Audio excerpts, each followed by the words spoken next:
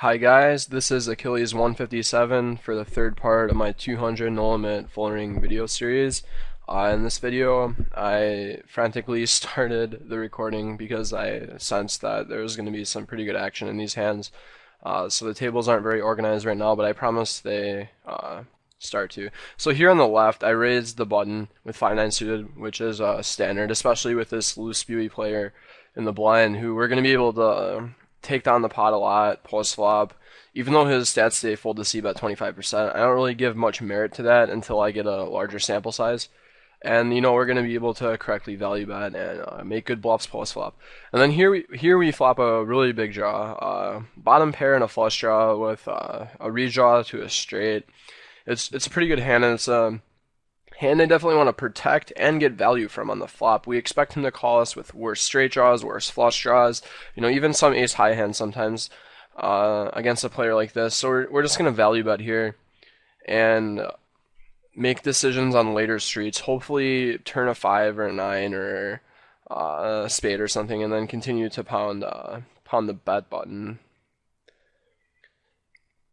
The bet button, which sometimes after this update has apparently gone missing, which has been interesting the last few days. Okay, so here we raised ace jack, and Travis, who had been pretty spewy, I had a note that says seems out of control, and also that he min 3-bet aces, and min 3-bet a bunch of other hands too, but happened to have aces when I had queens. He donks out here, and I just don't ever think he's folding a hand that he's donking out here with. He might sometimes donk out a hand like ace deuce or even like ace 10 or queen jack or something like that and fold. But I think against a player like this, he just has a pair way too often, and when we raise, he's just not folding it. So I liked it to fold here. This 8 of clubs is quite possibly the worst turn card in the deck. It makes all of his overcards have a lot more equity against us. If the river's a jack or something like that, it cancels out our 5. It also makes our 2 pair outs to a 9 no good, because we would have 3 pair. If we were going to bet here, it would be a bluff that would never really work. It would only get him to fold hands that we already beat, and we would expect to get shoved on by Jack X type hands, and of course 8X type hands. And it's not worth protecting our bottom pair either because of how many strong value hands are in his range. So I like to just check back here. In the top right, calling machine 8 is a maniac who has 250 bucks. So I like to call with ace 4 suited. Not planning to really bluff a lot of pots post flop, but just trying to flop good equity and value ton them when I can. We also have the best position in a 3-way pot deep, and that's pretty important, as we discussed in the last video. So there's going to be a lot of decisions on later streets where we could put a lot of money in the pot, having the best hand, especially with K-Mast and the whatever this guy's name is. Murius pots the river. We just expect him to have hands like 10-7, Queen 10, Ace Jack, King Jack, 8X, and stuff like that way too often. He might have missed spades sometimes, but I think he just has way too many value hands in his value range to consider looking him up there, even though we know he's probably capable of bluffing with some of his missed draws.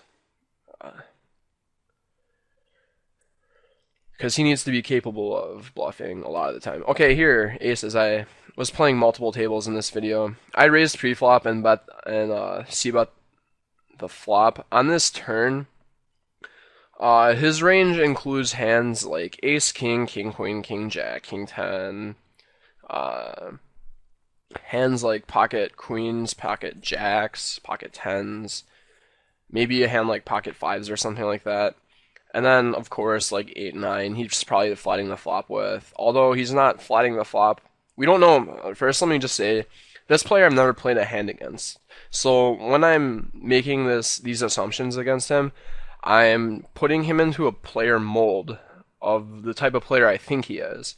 So I don't think he's the type of player that is 100% of the time going to flat like 8, 9 suited on this flop. I think that because I raised from early position, there's a really, or under the gun, there's a really good chance that he's just going to think, okay, Achilles has a really strong hand, I want to put money in the pot and he's going to raise me. So I do think there's eights in his range, but I don't think all the eights he sees the flop with are in his range here because I think that some of the time he's raising the flop with him. But that being said, I don't think checking is a good play on this turn. I think that going for three streets of value against a king is the best route here because you're gonna let him check back king 10 and hands like that too often that he would just call three streets with. So if we bet $30 right here and he calls, the pot will be approximately $113 on the river, and he'll have like $85 left. So it will be a decent sized shove that won't look too bluffy, and he'll be able to call with all of his king type hands. And if he's wants to be a hero, he'll also call with like pocket queens or pocket jacks. And also this $30 bet, which is almost half pot, or almost 60% of the pot, doesn't look very strong. It's fairly innocuous. So it might also induce some bluff raises, but I think it's gonna get called sometimes by pocket queens or pocket jacks, and he's just never folding a king, and of course not folding an eight. So we bet $30 here. I know with ace 4 I just didn't want to get involved. There's just too many hands here that are calling bets, and we don't know if he's check raising the flop or not often. So here it's a pretty interesting spot. We get min raised, and normally when you play an unknown person and they min raise the turn, it sets off like tons and tons of alarms that scream I have trips here, or maybe I have ace king, which would be that maybe or pocket fours possibly sometimes. But however, sometimes these players that min raise in position on the turn are doing it because they want to show down a hand. So maybe he has a hand like pocket jacks or king 10 and he doesn't want to call the river. He'll min raise the turn so I don't shove the river, which obviously isn't a good play. And I'm not trying to defend their logic, I'm just trying to explain what may be their logic, because I see these people do this pretty frequently. Also, he could obviously have some random hands in his range that he's just trying to get me to fold, like ace queen or ace jack. But I call, and I'm calling with the intention of calling the river, just because if he's min raising this turn with any king, I don't know whether or not he's checking that back on the river. And if he's of course min raising with any bluff, I am of course calling, especially because I'm getting like 4-1. And he had pocket sevens, which is really interesting. I guess he just decided to try to rep the 8 and min raise the turn, which looks really, really scary. And I just want to comment and say, some percentage of the time I'm going to see a hand like 8-5 or 8-9 suited there, and I'm going to get owned, and it's going to look like I'm an idiot because I called the turn min raise and then called the river. But I think more often than not, especially with my turn bet sizing being so small, you're going to run into a hand that aces is ahead of, whether it be a bluff or whether it be a worst value betting hand. So that was that hand.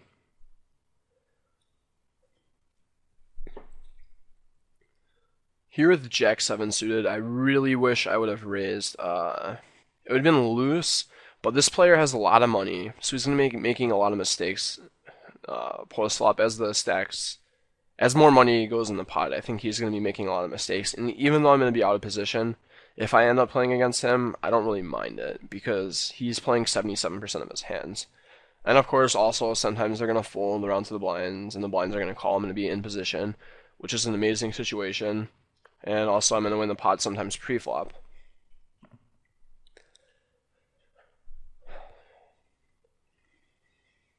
This was an interesting hand. I don't know if you guys are paying attention, but run chucks, raised pre-flop, chaser called, and chaser flatted the flop. Chaser min raises the turn here, and this is another situation where it's just like really extremely scary. If he min raises the turn, we expect him to have a hand like pocket sixes or like ace king, ace 8, 6-8, stuff like that, and sometimes he'll have a hand like ace queen or ace jack, trying to get the showdown easier. But when Run Chuck's 3-bets there, I expect him to have aces, kings, or pocket eights like 100% of the time. Uh, and Chaser 2008 ended up having ace 8, uh, which is really interesting. And I guess he decided to bluff catch the turn and the river, which is obviously horrible. I mean, Run Chucks, the thing is with this hand, it's just Run Chucks is just never bluffing. Never. He's just never bluffing. Why would he choose to 3-bet the turn with a bluff? It just doesn't make any sense whatsoever. So if you ever are caught in the spot with like a hand that seemingly feels like you can't fold it because it's so strong, even though 2-pair in that spot isn't that strong, but in other spots, if you have a hand like trips or whatever it be, if the other person just is incapable of ever bluffing like that, like Run Chucks was there, just please fold it. You're going to be making way more money folding than you were calling in spots like that, especially when you really want to fold but you can't.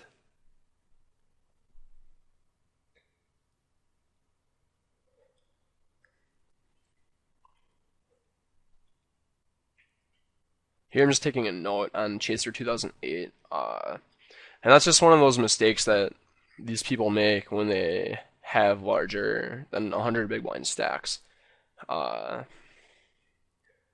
would be a much smaller mistake if he only had $200 in front of him, but because he had $335 in front of him, that mistake is largely multiplied. And that's why we want to play on these deep tables with fish.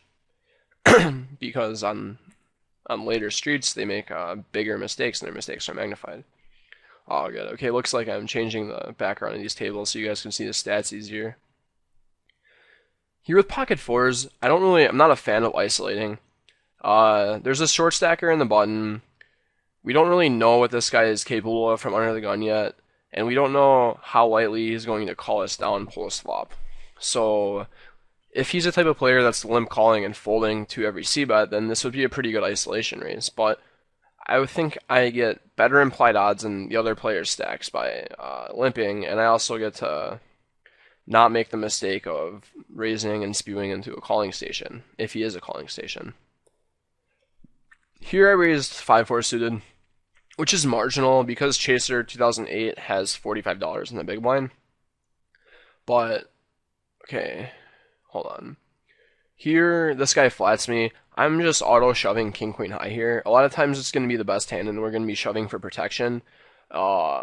We also get him to fold hands like pocket 6s, 7s, 8s. And even if he calls it those hands, we have like tons of equity.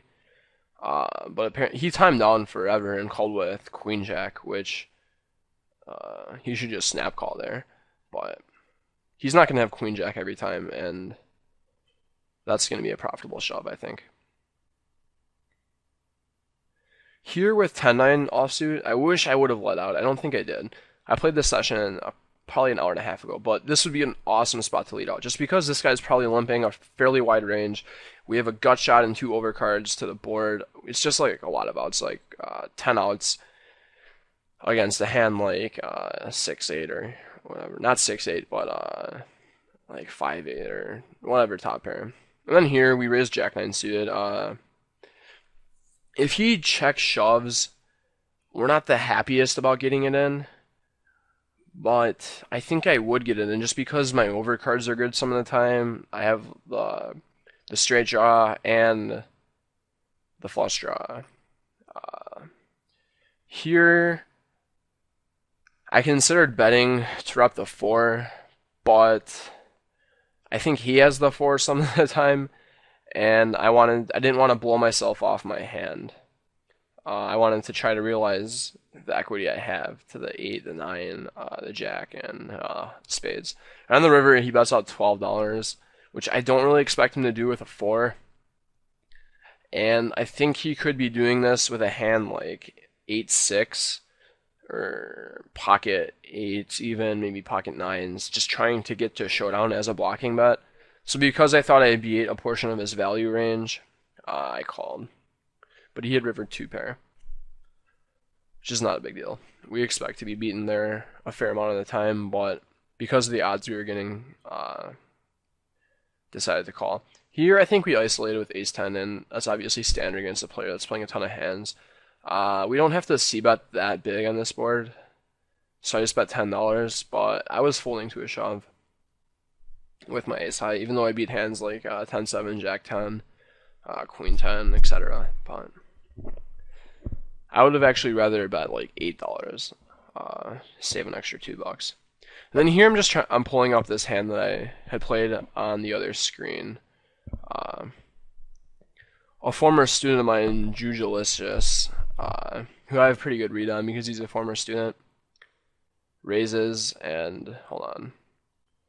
On this left table with pocket sevens, there's probably no other way to play this besides betting this flop, because check calling would be obviously terrible. Check folding is bad because he's going to own us with tons and tons of bluffs. And by betting, we get to protect our hand against like Queen 10, King 10, like all the floats that he's calling. He's probably calling us with like a lot of overcards and stuff like that, which seemingly makes our life miserable because we don't like. It's going to be harder to play a turn and a river if he's calling us with overcards and stuff like that instead of folding them. But we expect to take this flop down, this pot down on the flop some percentage of the time. We also expect him to call with worse, so that's why we're betting here. And also because calling machine, we're calling also here because calling machine is in the big blind, and he does suck. So we're going to want to play a hand like King Jack suited, which plays fairly well against a player with 140 big blinds. So here we flop a double gut shot. The queen and the 8 makes a gut shot. We also have a flush draw. So you could lead out here some percentage of the time, but we just don't ever expect calling machine to fold much on this board, and because of that, we don't want to play out of position. If calling machine had been here, leading out would be, I think, a lot better with this type of hand. With a set or with a hand like 6-8, I'd probably lead out a lot of the time because I don't expect Jujulicious to c-bet this board with a lot of air type hands. But I do expect him to c-bet with like Jack 10, Ace 9, and hands like that because calling machine is so bad. Over here on the turn, we turn a straight draw, and we do not want to get in a spot where we have to check call the turn, because I think that he's going to be owning us with hands like a Jack a lot of the time, 8, 9 a lot of the time. We don't know how often he's checking back the turn and how often he's betting the turn. So instead of checking the turn, I decided to turn my hand into a bluff. I do have outs to the straight and outs to the set, and I can get him to fold all of his floats. He's gonna fold 8 hands that we beat, like 8x and stuff like that. And I think just betting this turn allows us to play the hand more profitably, and we're just gonna be winning the pot more often by betting this turn. So here I decided to check call with King Jack to try to keep calling machine in the pot, because we want to magnify our odds, our odds sum. And on the turn, Jujulicious bets $32 in the 51, and it looks to me like he's trying to go for thin value here with a hand like pocket jacks or ace 10 or king 10 or something like that, trying to, because it looks a lot like I have a draw. I also know from coaching Jujulicious that he is like really nitty. Wow, that went by really quickly. But Jujulicious is really nitty, and he's going to be folding all those hands here. And the only hands he's going to really continue with are like pocket 10s, pocket 9s, which you might even, I felt like he would bet bigger with on the turn. And obviously like 6-8 and stuff like that. But against those hands, we have a fair amount of equity with the flush draw and the 2 straight draws.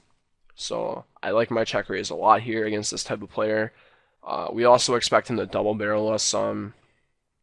With any air, he's double barreling this turn too. I assume that he's not betting the flop with a lot of air, but any air that he gets to the turn with, because of how weak our hand looks, I feel like he's double barreling this turn. So it's just important to realize that, and I think that's an excellent bluffing opportunity. Here we 3-bet Chaser 2008, who we know who sucks, And we're just looking to get 3 streets of value here from a hand like King Jack or King Queen. On the turn, I could have bet bigger. I think I bet $62 or $66. I wanted it to look innocuous as much as I wanted to get value.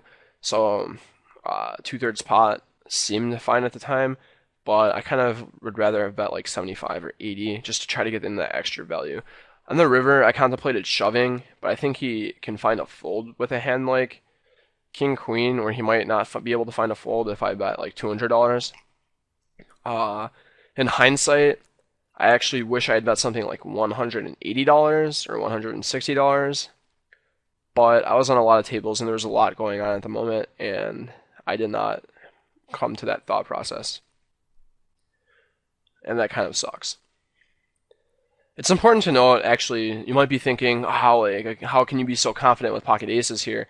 Or, like, your bet's horrible, you're only going to get looked up by worse. But on the river, he checked fairly quickly. Almost like he really, really wanted to check and, like, see it show down. I never really expected him to have a strong hand there. And had I bet $150, if he shoved, I would have called, probably. Yeah, just because his timing indicated to me that he just didn't have much of a hand at all.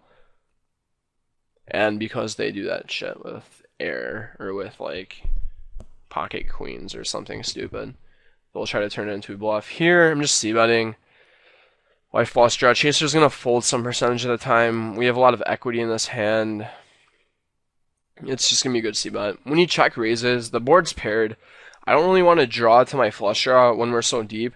And also, I think Tam Pumik or whatever has an ace a good percentage of the time, because I don't think he's ever raising me with an ace because he wants Chaser to get involved in the hand. And it looks like he has like ace something or pocket sevens maybe, I don't know. But his hand can be very strong. I don't want to get in between that, and the board is paired, so I don't want to draw to my non-nutted hand there when we're that deep. On the top, I stopped commentating, but it was just a standard c-bet, repping, I think, the king. But once the guy calls, it's just not a good spot to continue. He's just never folding a king on the turn, even though the turn brought up a flush. And the river, it looked like he value bet, so I mean, just standard fold, standard hand altogether. Oh, and I played this hand on another table. I hate how you can see the results, but I'm just gonna talk about it really fast. I don't have a read on this particular player, except that he's on a bunch of tables. So we defend ace-10 off, which is obviously standard, and we flop top pair in a flush draw.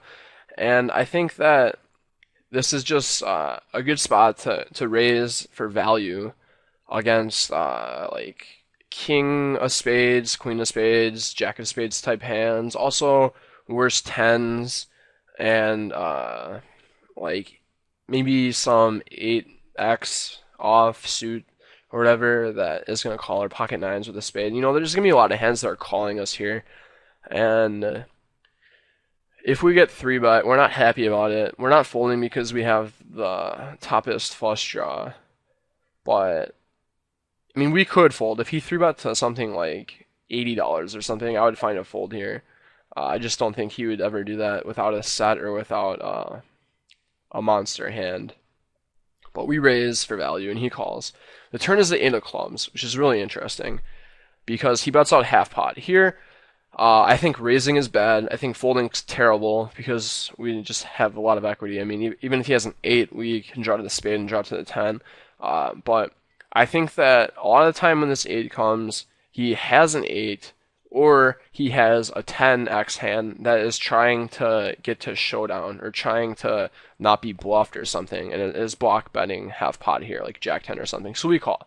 And then the river is an ace, and he checks to us. When he checks to us, we expect him to have like jack 10, king 10, queen, like all those hands that we beat. He might even have some missed flush draws. He could have a flush, and he could have a hand like 10-8. And for that reason, I didn't value bet the river, because I feel like I'm getting check raised by a lot of his value range some percentage of the time. And I also don't think he is calling often enough with a worse 10. Or even sometimes he could have, oh yeah, and because we have the ace of spades, he can't have like ace of spades and like six of hearts or something like that. He can't have ace X with ace of spades. So there aren't going to be any aces in his range besides possibly like ace jack, jack of spades, ace queen, queen of spades. And if there were more of those, I would have liked to value bet more here. But I just felt like he wasn't calling that often. And he ended up having the queen of spades to the draw.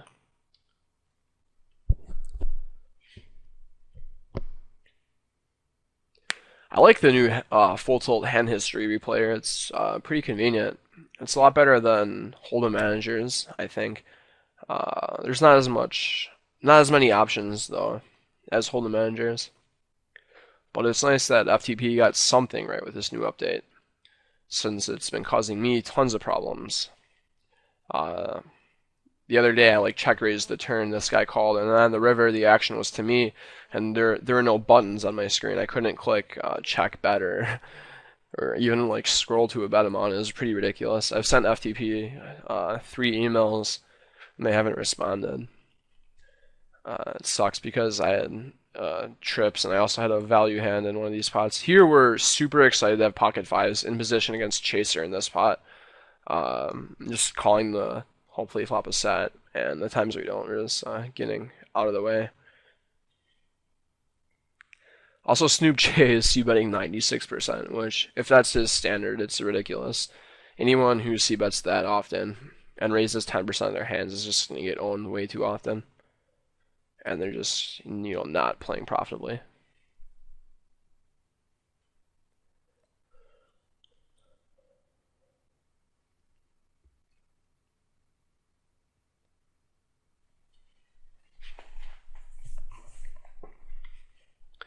I'm gonna keep recording this play session, and then at the end of this session, we're gonna go and look at some hands from this session and from hands in this month that I played that were in other videos, and then we're gonna do a PowerPoint, and I'm gonna give you guys some tips to play these games and how to be successful in them. Here with pocket nines, uh, if we bet the turn, we expect him to fold hands like pocket eights, pocket sevens, like ace five, and those types of hands. We expect him to call with pocket jacks, maybe all queens, and like ace king if he got to this turn like that with it. For that reason, I don't like betting in his turn as a bluff. I like trying to get to showdown with my pocket nines against like 5-4 or something like that. And he really quickly checked the turn, so I really think that he's just trying to get to showdown as well. And I checked the river. Even if he hadn't, I probably would have still checked the river. But I would have been a little worried about him having a boat, and I would not have check called. It turns out he just had ace high, which is fine. Here with queen eight suited, I like this isolation a lot. This is going to be very profitable when a player limps the cutoff and you have a hand like queen eight suited. You're just going to have a lot of flops or you flop equity, and you're going to be able to bet profitably. Just having position on these players is really, really key. Taking advantage of these opportunities here where raising is just going to be really plus EV is very key to getting an obtainable win rate, obtaining a high win rate in these games.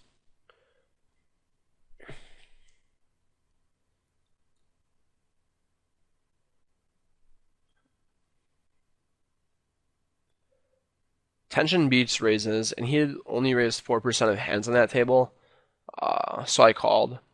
And also, he's not a good player, so I think calling would be profitable otherwise if he wasn't very tight, just because the times we're flopping a set, we're getting more money from him than we would get from like Strip My Mind 17 or other regulars in these games who are capable of folding. But that was just one of the worst flops for us, so not much you can do besides check fold.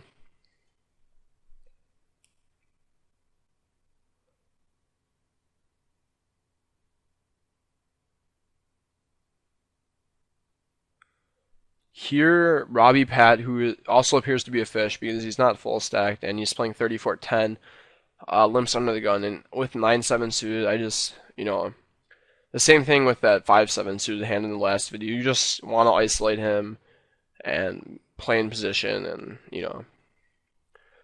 Unfortunately, Mad Dog Man calls, but it's not that unfortunate because there's going to be a lot of flops that we can rep a strong range on.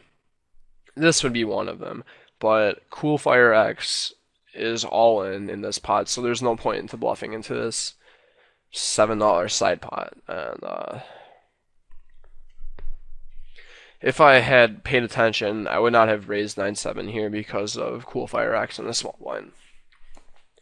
On the turn, we're just going to call in, try to hit our flush.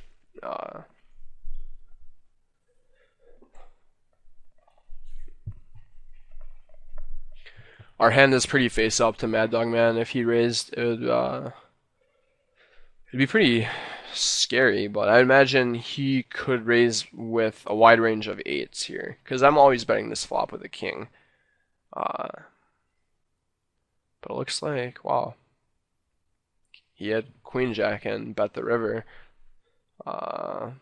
It's a bluff. It's really interesting. And then here with Queen Jack of Spades, we're just flatting this player in position because he's so deep. And Queen Jack suited is a good enough hand to do that with.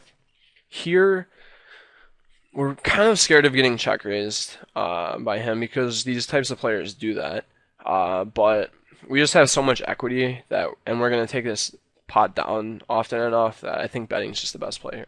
Here we get donked into, and I think when they donk this board, they're never folding because they often have a hand like 10-9 or Queen King or Jack Queen King or something like that. So I'm just raising for value here.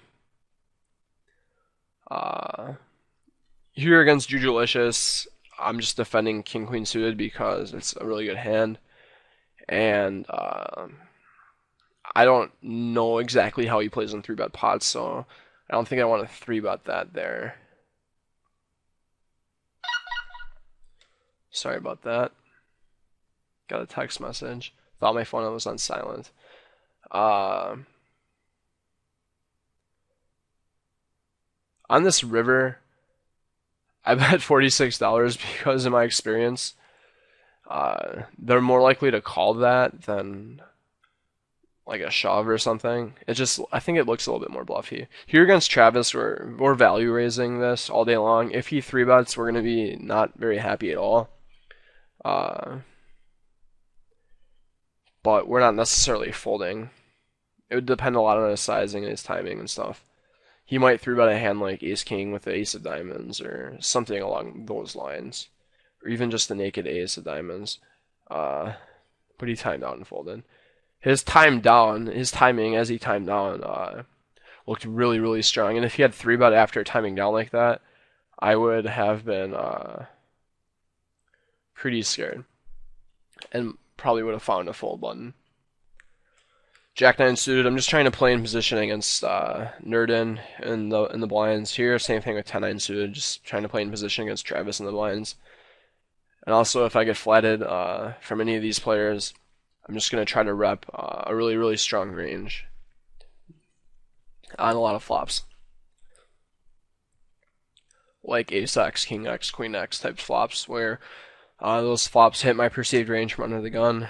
And then also when I flop big hands, my hand is going to be pretty disguised. Here on this board, I expect him to check call me with all over cards, and obviously all pairs and stuff like that. So I'm just checking and trying to hit a 10 or a 9 on the turn. It's still going to be profitable to raise that, even though I'm checking behind on this type of flop, just because I'm going to flop a lot of equity sometimes with 10-9 suited, and this is going to be the flop every time, so we expect to take it down a fair amount of the time. Or in this case, run a straight, so we chop against a large portion of his range. Here, ace high is going to be good a lot of the time, but because there's 3 hearts on the board, any heart makes a flush for a lot of his hands, and we're going to check call and check fold the river imperfectly sometimes, so it's just best to fold the turn. And then here with 6-7 suited, just standard, repping the ace, $12 c-bet. I mean, this is why it's profitable to raise 6-7 suited, because of boards like this where you can bet and get them to fold a large percentage of the range. But he calls and then dunks out the turn, which is really interesting. We expect him to have like flush draws, like King 10 or something like that some of the time. But he's also going to have a hand like King Queen or like Ace Jack or something like that. That's retarded. So we just folded. Here Travis bets out, and we're just like never folding top pair to him ever. And that's just that simple. He's that type of player. We've seen enough hands against him where we know that he just does retarded shit. So when you play against someone that does retarded shit and you know that they don't have any boundaries for their retardation, like some people only do retarded shit pre-flop, or some people will bet every flop, but when they bet their turn in the river, they always have a hand. This guy just has no boundaries, and we're just not folding that there ever. And we're super excited to have pocket kings, and we wish Travis would have raised, but he didn't.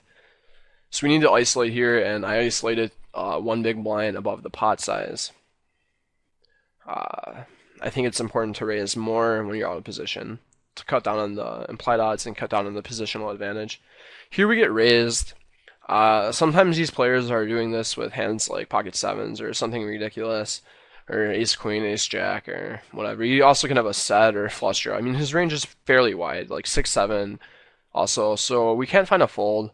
We're going to call this flop. His raise is fairly small. The turn is a jack, so we're still ahead of flush draws. We're still ahead of 6-7 and stuff. Hold on. I'm going to talk about the top left hand now also. On this flop, queen jack, 6, all diamonds, we have the king of diamonds. We're betting $30 and calling a shove from this guy every time, and we're going to be really, really happy about it. If we bet and Travis raises, we're not happy about it at all.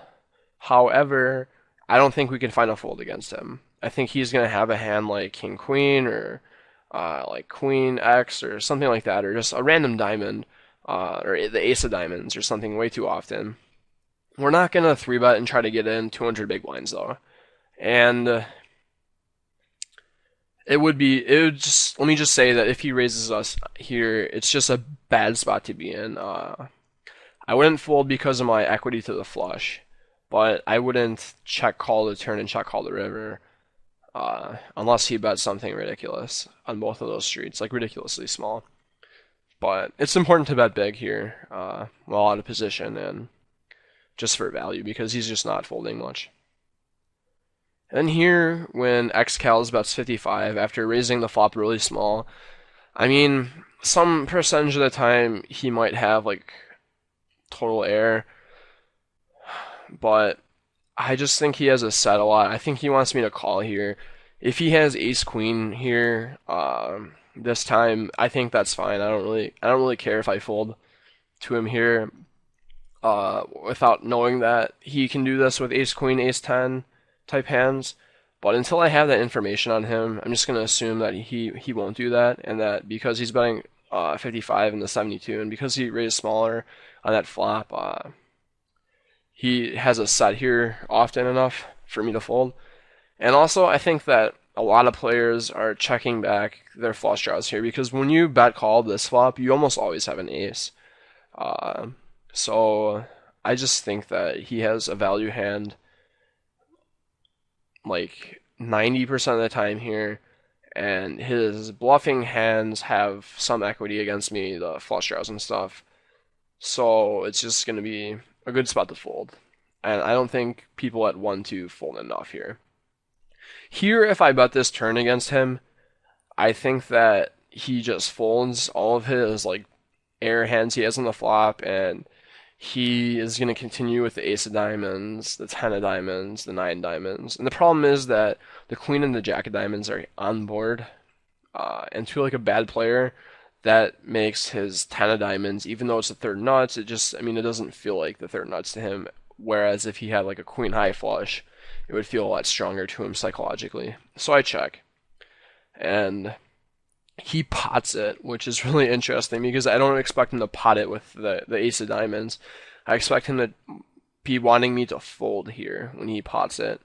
So obviously I call, and then I check the river, planning to call a bet.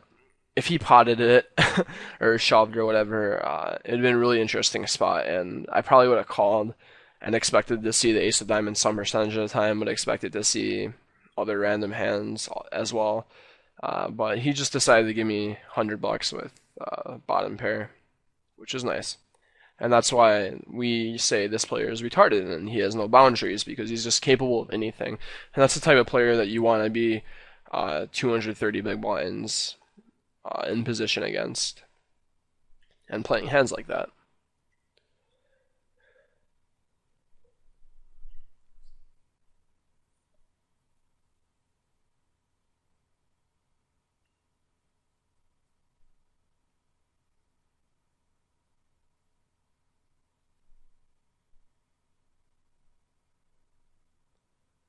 It is important to note that he chose not to bluff the river, though.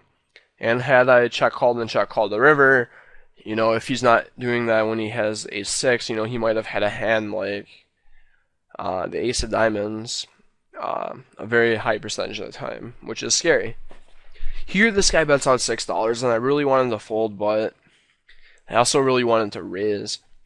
And I want to raise just because I feel like he has 5-4 a lot, or fucking pocket sixes, or just maybe even 8 that he's gonna fold when I raise. I don't like raising small because they just are calling way more often, but he snap called and then bet out 12 on the turn. He's gonna have like a flush draw some percentage of that time, but he's also gonna have like pocket nines, pocket tens, so he's just not folding. And also, we don't know if he's gonna shove the river, so just folding here is fine. But I do think that they fold that flop often enough to justify a raise. And if not, I mean, it makes you look bluffy.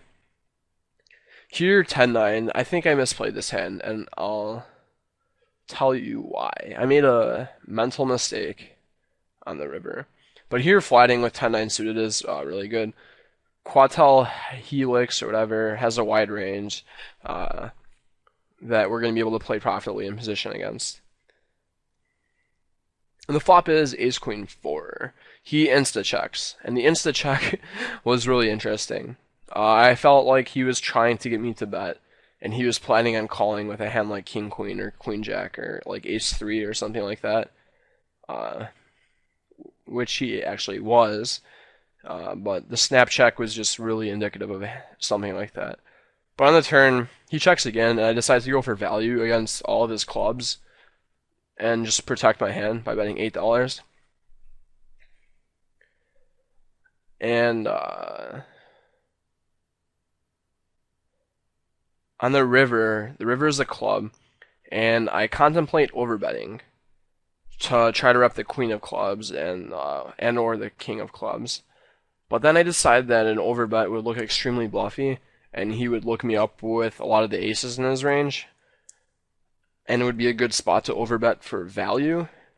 But I didn't go and think about it enough, because this would be actually a good spot to bet like $23 or $24 and get him to fold all of his ace off stuff. And also because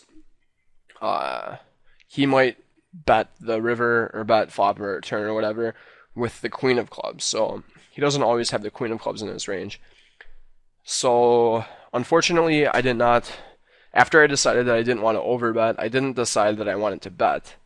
And that was the mental mistake I made. And he did have a hand like ace 8 or ace 8 offsuit that he probably would have folded to a bet, and maybe not have folded if I bet something like 45.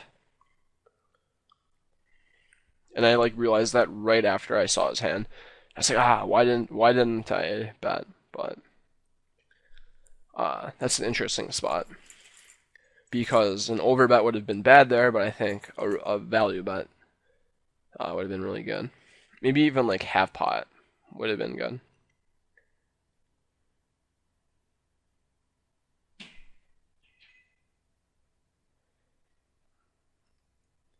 Okay, I paused and resumed the video when more action came because I knew that there wasn't a lot of hands that were coming up.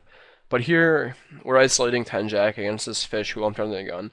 Sometimes he's gonna limp and like re-raise us with aces or something, but I still think that raising here to isolate and playing position against that fish is pretty good. Don't be scared again about somebody having aces under the gun or limp 3-betting. Even though they'll do it some percentage of the time, it's still on average going to be profitable. Here we want to bet for value and for protection. The turn is really, really tricky because we have Jack 10. If we have King 10 or Ace 10, I always bet and call a shove.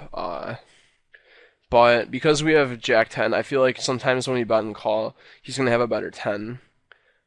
We want to protect against hands like Queen Jack or whatever flush draw or straight draws he can have, but I just think that betting and calling that turn is not going to be as profitable with Jack 10 as it is going to be with Ace 10. And it's going to be very materially less profitable. But then he checks, and on the river we want to bet something smallish. Try to get him to look us up with a hand like pocket sevens or something like that. We could also bet really big and try to polarize our range so it looks more bluffy, but I thought that betting smaller would be better there at the time. In hindsight, yeah, I'm really wishing that I had bet something like 38 or 42 or something like that, because it just to him it's going to be like, ah, this guy's ace king, I call with pocket fives or something like that.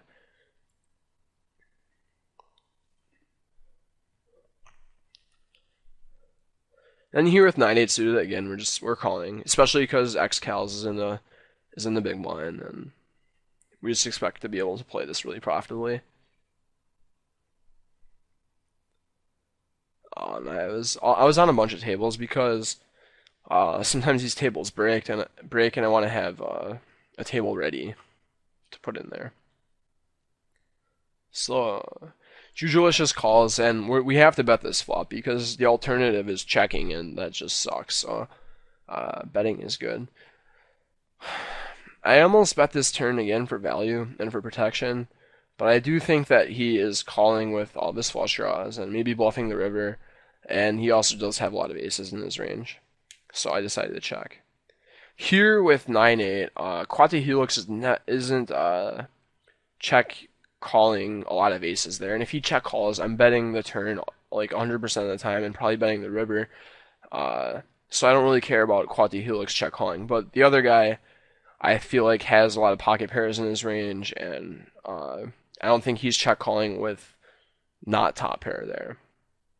Here we got check raise with ace queen on the flop, and we just decided to call to try to peel a diamond or an ace, queen, etc. But when he bets this turn, we just expect him to have a set or an overpair way too often, and I don't think we're getting good enough odds to play against that. On this river, Jujulicious's bet is like really interesting because he's repping a 7 or a deuce. I mean, he could have pocket sevens, but it just seemed like he was bluffing with a flush draw a lot of the time there. That he wouldn't make that bet with an ace, but I didn't know enough about that situation to make a decision. Here, when he checks, we're just betting big because people don't fold full houses. But he probably just had like 10-9 or something like that. King 10 I think is going to be a very profitable defend here against a player with these stats. It makes a lot of top pair hands, etc. And we're just going to be able to play profitable. On this flop, I really, really, really wish I would have bet. I mean, on the turn, I really wish I would have bet the turn. But it was another mental mistake where I saw the flop and I was like, whatever, I give up. But on this turn, we have a 9 that makes us a gut shot. We have the 10 and the king, which are overcards. That's 10 good outs. And that equity plus the fold equity we have by betting is just going to be enough to bet like $9 or $10 on this turn. Unfortunately, I didn't realize that until after I checked, and when he bets, we can't call out of position. Okay, here, we're just 3-betting aces. We don't need to 3-bet that big because he only has $50, but 3-betting and then trying to bet an amount that he would shove over with air and also shove any pair. And I think 18 is that amount, but just he probably didn't have a hand at all there. I think his range is very elastic to bet sizing on that board. I think if we bet a lot bigger, he's not going to put money in with like ace high or random draws or like random pairs, but if we bet smaller, he is, and he's gonna try to bluff us a lot. Here we flop pocket twos on the driest board ever with a fish in the most position, and we're just checking here and probably check calling if the fish gets involved, and also check calling against starfish because he's going to barrel us a lot. The fish gets involved, and I think if we bet this turn, it just looks really, really strong. I expect starfish to bet the turn with hands like ace king and stuff because the short stacker only has 40 bucks, and he's going to be calling with a really, really wide range of hands. But once the fish bets after starfish calls, if we raise, all we get is the short stacker's extra $17, and we fold out starfish if he has a hand like ace jack, ace queen, or ace king, or even like ace 7 sometimes. But that's probably not even his pre-flop range. And on this river, we're just gonna bet out to take his money the times that he would have checked back. Here we get raised pretty big by an unknown player. Besides, I have a note on him that says he 3-bets ace-king versus under-the-gun raisers, which would be merit to call here because he could have a hand like queen-jack or king-queen a lot, but I just don't like playing this hand out of position here. I don't think it's that exploitable folding there because I'm going to have hands in my range that I'll call with or 3-bet there, and if he continued to raise me on boards like that, I would adjust my read and make better decisions, more informed decisions. And I might call or I might 3-bet there with a hand like top pair, top kicker, and I would 3-bet if I knew that he was the type that would shove over 3-bets with flush draws or with air or something, and I would call if he was the type that's raising queen jack or king queen or pocket jacks or stuff like that and checking the turn.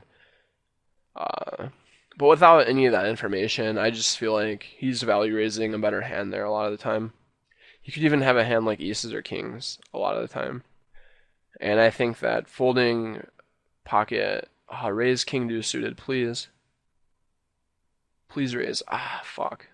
I folded because Travis doesn't fold post flop. But I like playing hands in position against fish, and I think that would have been profitable in hindsight.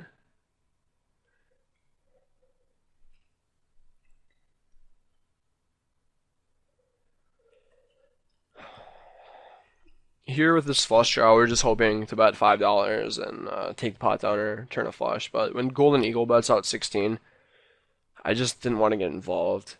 I could flat and try to turn a flush. We imagine that he has a pretty good hand a lot of the time, but you're not getting that good of odds, and you can't necessarily assume that your implied odds are that good, because he could just be doing that with air. I mean, anyone who bets 16 into that $6 pot on the flop is not thinking very correctly. Unless they have some kind of sick plan, or they do that with a wider range and have an amazing image, but that's not the case there. Here with pocket fives, we're betting to protect, and because the alternative checking is terrible, and I mean, it's not terrible. It's just you're not going to win the pot that often when you check. You're gonna put yourself in terrible spots by a check calling. You're gonna get bluffed off your hand, and by check folding, you're going to be folding imperfectly a high percentage of the time. I'm not sure how much action is left in this video. I'm going to pause the recording and try to search for it. And if there isn't anything left, I'm going to bring up the Holdem Manager review. Okay, here's the Holdem Manager for this session. It includes some hands that were played off screen, but We ran pretty well, or not that well. 11 big blinds for every 100 hands. The stats are pretty loose, but I was playing in some short-handed games, and I'm going to filter out the short-handed games and look at the hands that were played with 7 or more players at the table, and then show you the stats that I had for that. Yeah, 7 or more is the same as more than 6, and it looks like I won a little bit more money. And I was playing a little bit tighter, 2015. And like I said before,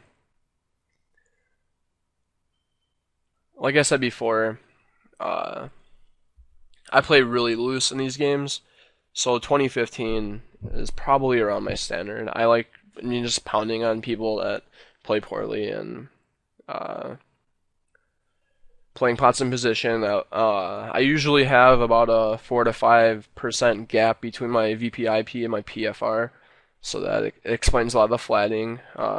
Just reviewing this hand again. Again, if we were to get raised on the turn here against Travis, it would have been awfully. I mean, on the flop. I mean, on the flop or the turn, it would have been pretty scary. I probably would not have put in a stack had it been raised on the flop, and then betting and getting raised on the turn is equally as scary, and that's why I check the turn here. We're just going over the pot where we got min raised on the turn, where he is repping an 8, but we think that he is capable of doing it with some bluffs and with some worse value hands. So we decided to call, and he had pocket sevens. And like we said before, some percentage of the time he is going to have trips, so you should be aware of that and expect to see trips sometimes. But just because he has trips sometimes doesn't mean you should fold, because I think on average the call is going to be profitable. And here we're just trying to value town chaser because he's horrible and is never folding a king. On the river, I would have liked to see myself bet smaller than 210, but I made a mistake. 210 just looks really strong. I think he calls like $100 up 100% of the time, and I think he calls like $140 like 80% of the time. I'm going to review some hands that I played this month, which were also in some of these videos. Just going to load really quickly. I haven't been playing a lot because my internet's been messed up, but I've put in 9,000 hands so far, and as you can see, I've been playing pretty loosely. A lot of the hands are from playing like heads up, trying to start tables and stuff, so I don't play that loosely, but I do play pretty loose. And I think it's just a function of me playing in position, me game selecting well where I can play this loose and play profitable this loose. Yeah, here's the 7-5 hand from the last video, which just goes to show you how you should be playing hands like 7-5 suited when you're deep, and you should be isolating players when you're deep, and how people misplay multi-way pots. El Pato got in with a set when my range was just absolutely going to crush his. Here, this pocket aces hand, I just wanted to show you how some of the regulars in these games, Ben 2808 or whatever, makes this river raise with pocket queens. It's just absolutely fucking terrible. Ace 9 beats him, ace queen beats him. I mean, just ace. He's never getting called by ace king here. And I figured he would raise with pocket queens or pocket nines on the river because I know that he's bad. And that's why I bet $81, which I think was somewhat small compared to the size of the pot.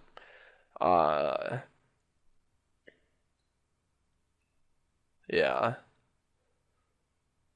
And Ben 2808 plays a really tight game, like 16-6 or something like that.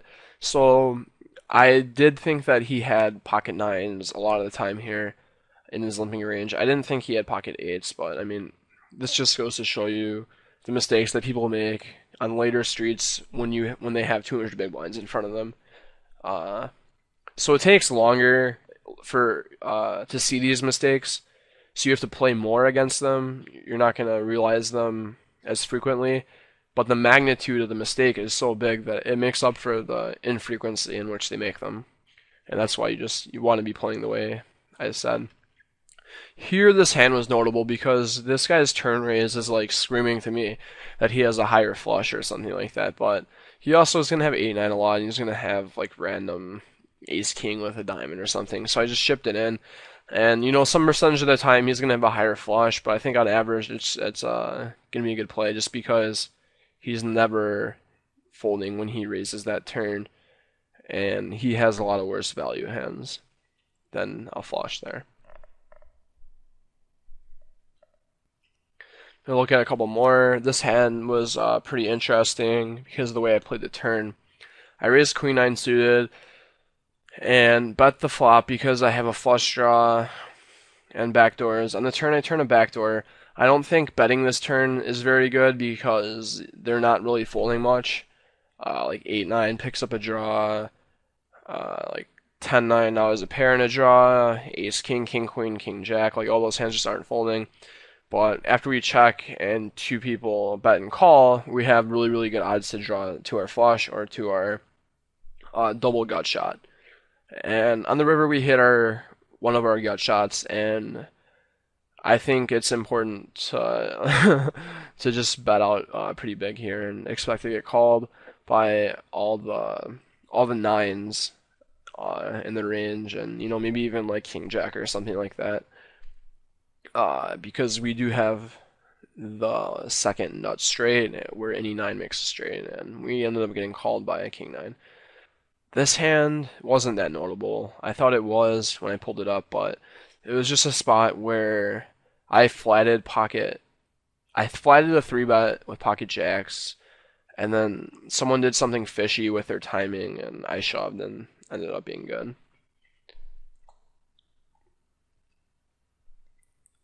Here, I shipped the flop over a raise. I like overbet shoved too. So it goes raise, I call because this guy sucks. And I want to play in position with 10-7 of hearts. I flopped a straight, and this guy bets out half pot. Fish up, river, 3-1-1, raises. I decided to shove because I didn't think he was ever raising without a value hand, and my shove looks like I could have like ace-10 or flush draws or something like that. And they both ended up calling, which is really interesting. Fishing up river had pocket kings, and his play is obviously not very good because every time I'm shoving, my range just has him crushed. Even if I have a hand like ace-10 of spades or something, I'm always going to have two pairs and straights and sets way more often. So, I mean, but that's why I flatted pre-flop with 10-7 because he does stuff like that.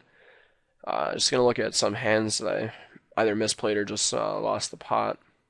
Okay, I got it. I raise, get called, bet the flop, bet the turn, and bet the river here. I think that they think that I'm repping a flush only, or a set maybe, and that they're going to call with jack 10 and queen 10 and all those types of hands here. I should have folded to his shove on the river, because when he shoves, I'm always beat. I'm just giving away $35, but I couldn't find a fold, and he had pocket sevens. In hindsight, E-Play Hard, or whatever that guy's name is, doesn't really spew much post-flop with like calling 3-barrels and stuff like that. So I sort of wish that I would have either checked the turn or checked the river, or probably checked the turn and bet the river, or check called the turn and check folded the river, or something like that, just because he's not that bluffy. Here, we got raised on the river. I thought his value range included hands that pocket sevens beat, and that he was bluffing some percentage of the time that would make it profitable. And if I had to go back in time, I would still call here, just because this guy was a fish, and I don't really give him credit for having 5-4 that often. And he could also have hands like pocket sixes or ace-3 or whatever. If you notice, also, I'm playing in pot limit games, and my pot limit win rate is massively higher over a smaller sample size. But I mean, historically, my pot limit win rate has been about 12 poker tracker big blinds per every 100 hands. And if you're not playing in these pot limit games, I would start playing in them because they're really weak games, and just win a lot of money through playing in them. Here, I tried to triple barrel bluff and got looked up. I don't really like it because I feel like the board doesn't change a lot, and the board doesn't change at all. The board doesn't change at all from the turn to the river. I would have liked it more if the turn was like a queen or a jack or a king or an ace to bluff at. Obviously, I have king queen, but say I don't have king queen.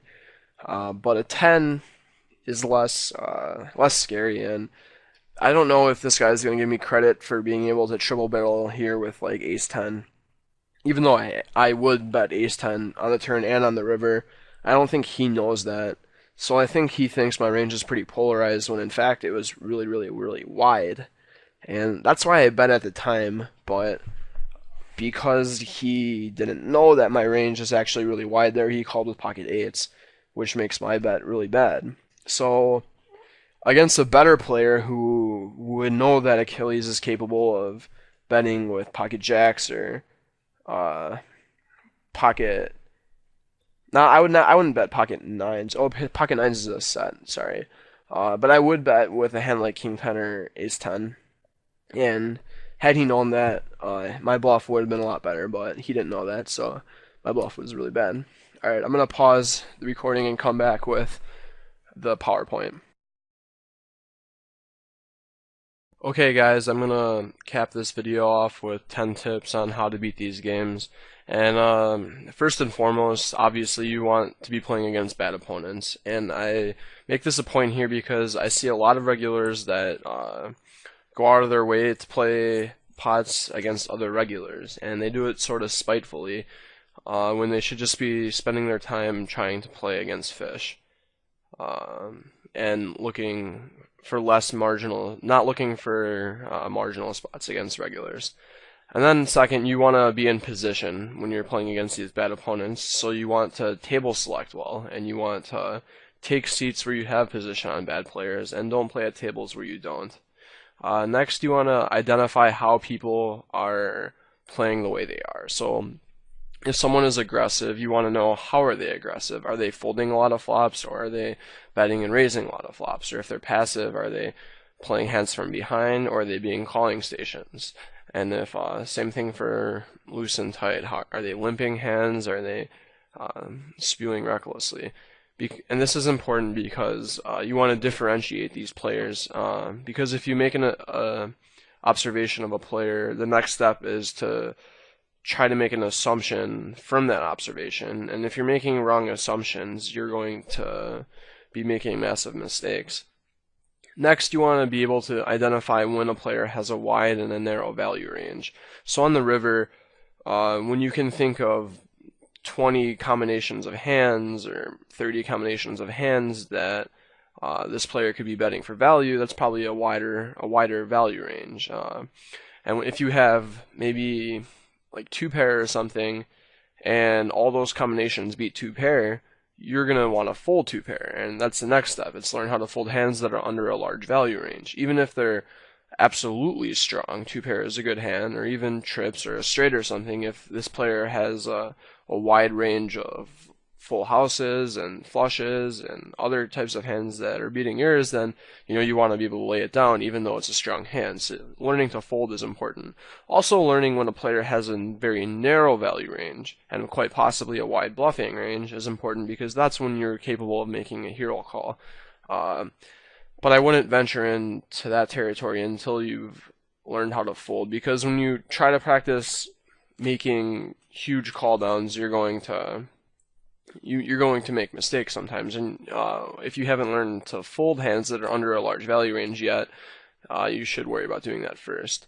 Next, you should not 3-bet marginal hands when you're preventing a fish from entering the pot. So don't 3-bet in position with king jack off when there's a huge fish in the blinds. Or if a regular isolates a fish, don't 3-bet him with a suited connector or something like that. Flat it instead and allow the fish to come into the pot, and you're going to be able to win more money from the fish than you would from the regular. Next, you should expect to lose all-ins. And I think this is one of the most important on this entire list because people will get aces all in against kings and then lose and be pissed off about it when they should expect to lose 20% of the time. So instead of fist pumping when you get your money in good, you should just get your money in good and expect to win and expect to lose. And when either of those happen, don't be surprised and don't be happy or sad. Next, do not play when tired. You're not going to be able to play as optimally. You're not going to be able to play as happily. Things are going to irritate you that wouldn't otherwise irritate you. You're not going to be learning as much. I mean, just don't do it. And last but not least, mentally prepare before each session. Go into it thinking positively. Close your eyes and imagine playing correctly. Imagine yourself making correct folds. Imagine yourself playing creatively.